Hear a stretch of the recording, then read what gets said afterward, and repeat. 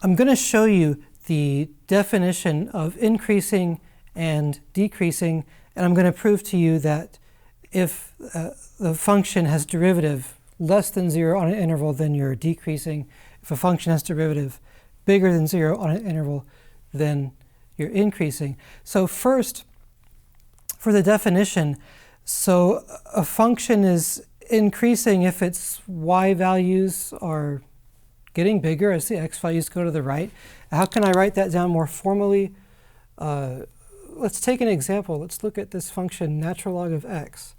And so you can see what I mean.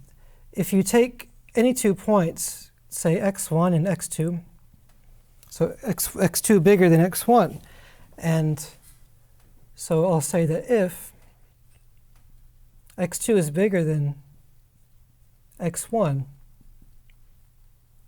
then f of x2 must also be bigger than f of x1, right? Because as the x values are getting bigger, your y values are also getting bigger. You're an increasing function.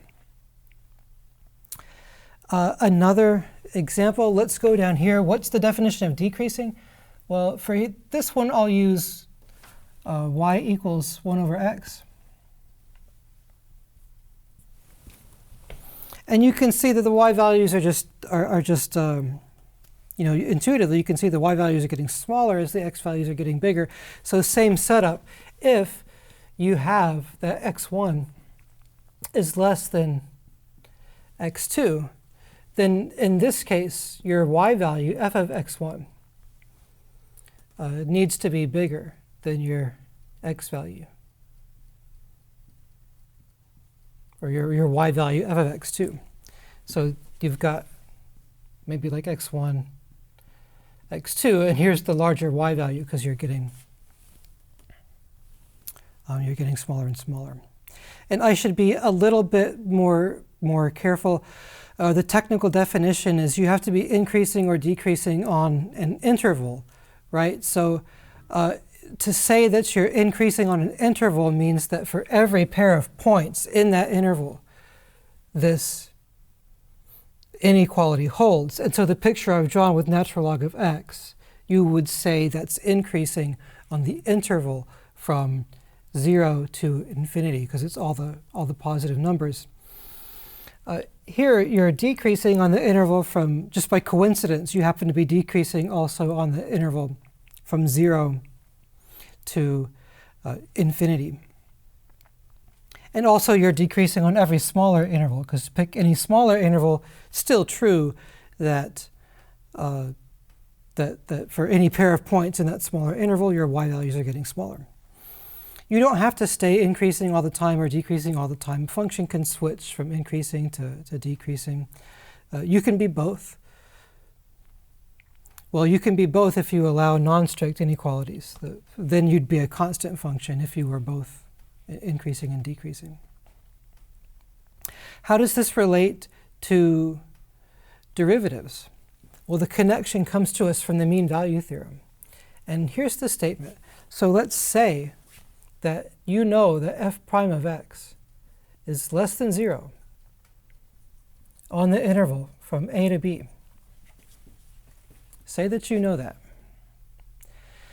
And can you say the function is increasing or decreasing? So if you apply the mean value theorem, so if you pick any x1 and x2 and apply the mean value theorem to the interval from x1 to x2, then what you're going to get is there must exist a point c such that f prime of c times x2 minus x1 is equal to f of x2 minus f of x1.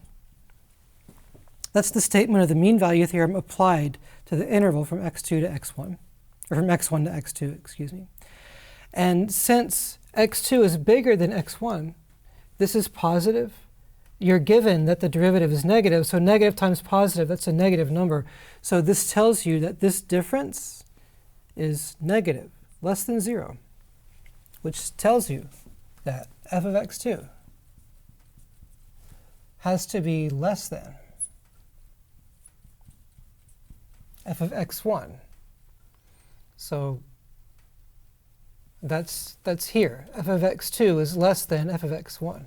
So this tells us that if the derivative was negative on an interval, then the mean value theorem, using the fact that the left-hand side is negative, automatically implies for us that the function is decreasing because that right-hand side is less than 0. You can flip this argument around. You can say, suppose that the derivative was positive on the interval from a to b. Then this left-hand side is going to be positive. So this inequality will flip. So this thing will be positive, and then you'll be increasing. So that's how you show that result. If you've got a function where the derivative is always positive or always negative on some interval, that means your function must be always increasing or always decreasing on that interval. And look, that's exactly what happens here, because the derivative of natural log is 1 over x. That's positive. This function is increasing. The derivative of 1 over x is negative 1 over x squared. It's negative. This function is always decreasing.